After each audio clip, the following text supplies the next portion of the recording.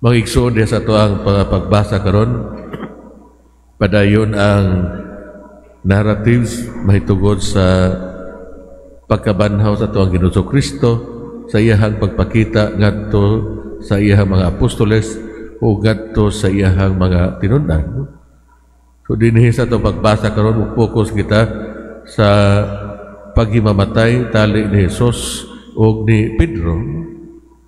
Makaigsunan ang Ginoo naghatag kang Pedro og trabahoon og nagulat siya nga buhaton kini ni Pedro. Pero gipakita ni Pedro nga siya dili angayan, siya dili takos. Iyahang gilimon si Jesus sa makatulo sa balay sa Pangulong Pari sa gabii nga si Jesus gidala ngadto kaniya. Sa panahon nga si Jesus nanginahanglan kaniya pag-ayo, si Pedro mitalikod kaniya. Unsay tubag ni Jesus? Iya habang ikuha ang pagpangulo ni Pedro o gihatag ngadto sa lain? Nagpakita ba si Juan nga siya masaom sa maong kaakuhan nga mangulo sa mga apostoles nga mahimong bato ni Jesus aron tukuro niya ang iyang simbahan? Wala siya magpahilayo o gisalikway si Jesus. Nga bisan ang Pangulong Pari nakahibalo kang Juan nga siya usa sa mga tinun-an ni Jesus nga pwede usab siya patyon kuyog ni Jesus.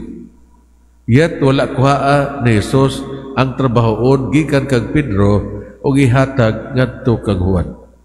Rather, giatubang niya si Pedro pag-usab o gipadayag ang iyang confidence ngadto kaniya.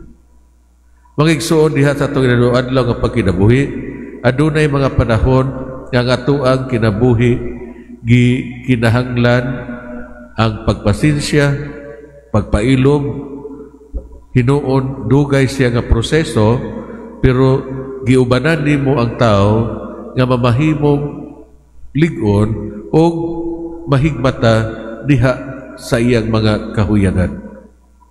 Si Pedro adunay lawom nga paghigugma para kang Jesus, pero dili kayo siya law. Umausap ka na kita, no? Mingon ta nga gihigugma nato ang atong ginikanan, pero giunsa man nimo pagpakita ang imong paghigugma sa imong ginikanan. No? O mingon ka gihigugma nimo imong pamilya, giunsa man nimo pagpakita o pagpasinati nga imuhang gihigugma imong pamilya. Sa gabi sa katapusang panihapon, siya nagunahuna nga aduna siya'y kapasidad nga magpakamatay para kang Jesus. Pero sayop si Pedro. Sa panahon nga ang pagsulay miabot, bubo kayo si Pedro. Like Peter, we tend to overestimate our readiness to follow Jesus. Okay ra kaayo kita kung ordinaryo ra kaayo ang mga paghitabo. Pero kung maabot ang mga kalisdanan, ang tentasyon, ana ang pakigbatok, lakip na ang pagpaglutos, kita mapakyas. Parihas ni Pedro, wala kita magdugay. Atong gihigugma ang Ginoo, pero dili paigo. Ang reaksyon ni Jesus kanato, parihas lang. Dili siya mawad-an o pagsalig kanato. Neither wala man niya kita gibuhian. Siya nagdahom nga kita mutubo ngadto sa trabaho o sa tuang mga buhatonon. Umaw ka na, kung kita nahigugma sa Dios, atong ipakita, no? Hapit na ang eleksyon, no? Pina na lang kaadlaw, no? 8 na lang kaadlaw, no? O kung nahigugma ta sa Ginoo, kung nahigugma ta sa tong nason, then we have to vote wisely. Pilion ang mga angayan, no? Dili kay naatay utang kabubuton o dili kay popular siya, no? Kung dili kinsa man ni sila. Angayan ba, haom ba sila ning maong office nga diin sila magpapili? So makaigsunan, unsa man ang mga kakulangan ni Pedro? Dili paigo ang iyang paghigugma kang Jesus.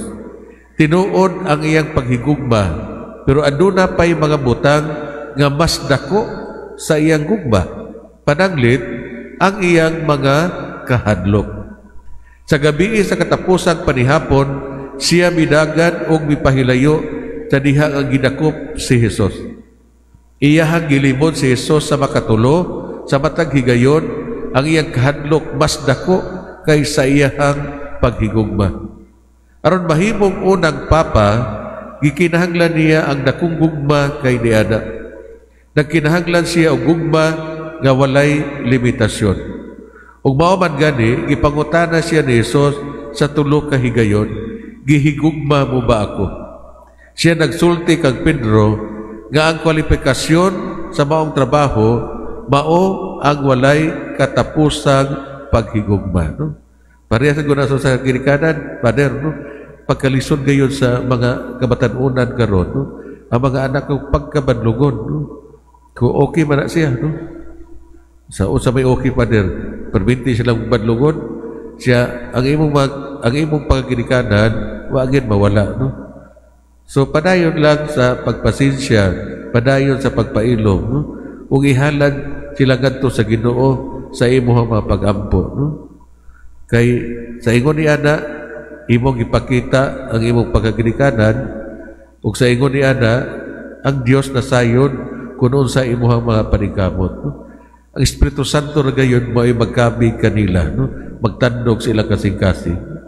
Sa makaigsunan si Pedro na kinahanglan ug walay katapusang gugma aron mahimong bato nga diin tukuro ni Hesus ang iyang simbahan.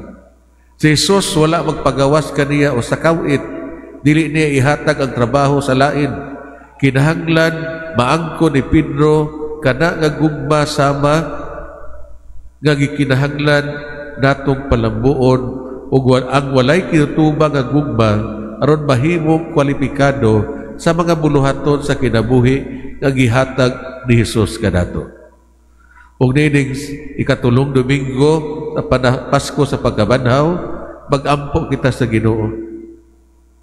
Ginoo, nahibalo ako nga sa panahon nga gihatag nimo kini nga responsibilidad kanako, hatagan nimo ako sa mga grasya aron matuman kini. Tabangi ako nga dili mahimong tapulan o irresponsable sa pag-alagad kanimo.